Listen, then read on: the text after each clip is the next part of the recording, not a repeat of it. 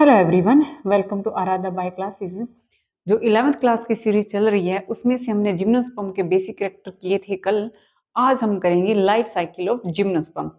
Gymnosperm के अंदर भी अल्टरनेट लाइफ साइकिल होती है, जैसे कि उसकी हाफ लाइफ डिप्लोन्टिक है डबल सेट ऑफ क्रोमोसोम के साथ, और हाफ लाइफ हैप्लोन्टिक है हाफ सेट ऑफ क्रोमोसोम के साथ है। तो जो लाइफ साइकिल है जिम्नोस्पर्म की वो देख लेते हैं। अगर मैं जिम्नोस्पर्म के अंदर पाइनस ट्री लूं तो पाइनस ट्री के अंदर एक मेल कोन बनती है और एक फीमेल कोन है।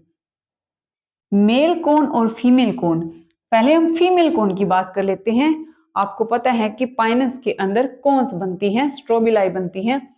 तो जो फीमेल कोन है उसके अंदर एक वुडी स्ट्रक्चर बनता है। उस वुडी स्ट्रक्चर को हम क्या बोलते हैं? ओवलिफेरस स्केल।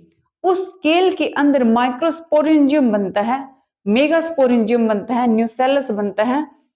और इस मेगास्पोरेंजियम के अंदर एक सेल किसकी तरह काम करती है? मेगास्पोर मदर सेल की तरह।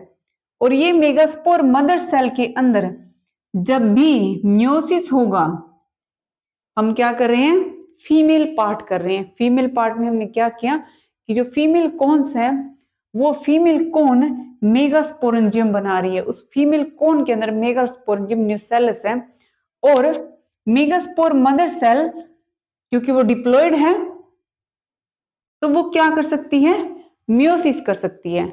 और जब वो म्योसिस करेगी तो क्या बनाएगी? मेगास्पोर बनाएगी।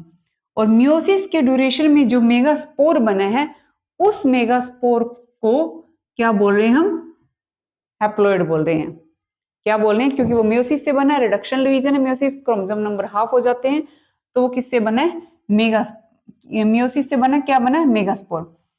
मेगास्पोर फीमेल प्रोथैलस बनाते हैं जिसको आर्किगोनियम बोल रहे हैं। फीमेल प्रोथैलस जिसको हम क्या बोल रहे हैं? आर्किगोनियम।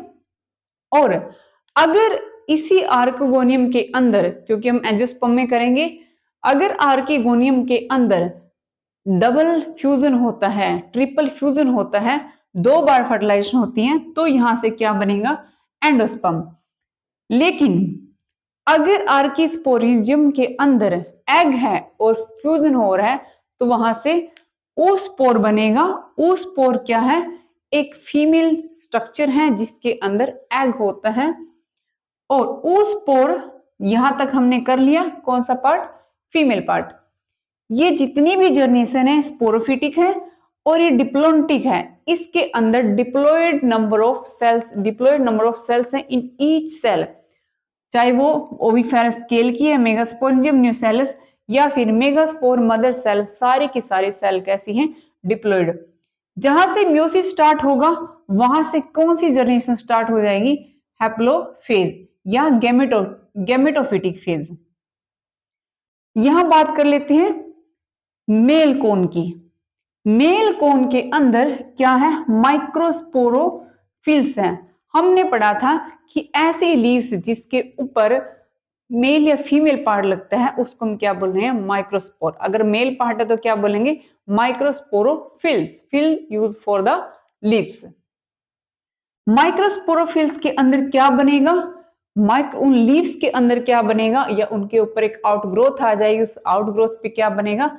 माइक्रोस्पोरेंजियम। और ये माइक्रोस्पोरेंजियम की हर एक सेल क्योंकि डिप्लॉयड है तो क्या बना सकती है?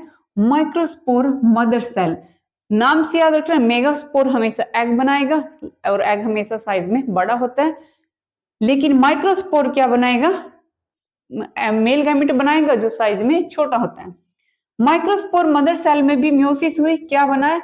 माइक्रोस्पोर। और माइक्रोस्पोर से क्या बनी? Male prothallus. क्योंकि हम माइक्रोस्पोर की बात कर रहे हैं तो बनेगा क्या?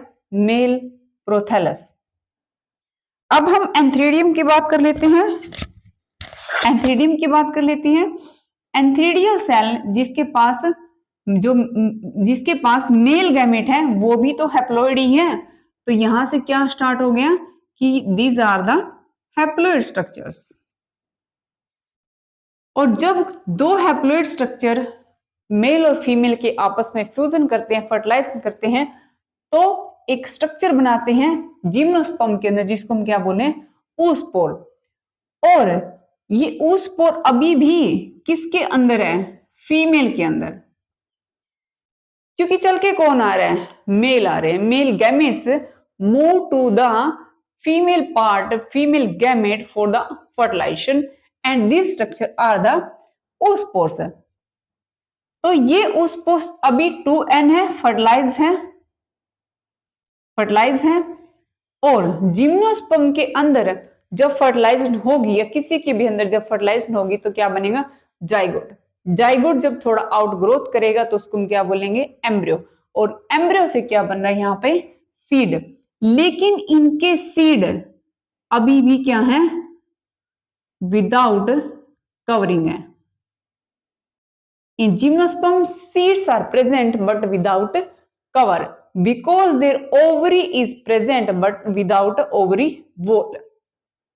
जब भी इनको सीडलिंग करेंगे तो सीडलिंग के टाइम पे दोबारा से क्या हो जाएगा? जैसे भी इन्वायरमेंटल कंडीशन फेवरेबल होंगी या जो भी उनका ग्रोइंग पीरियड है वो फेवरेबल होगा, ये सीड्स किस में ग्रो कर जाएंगे?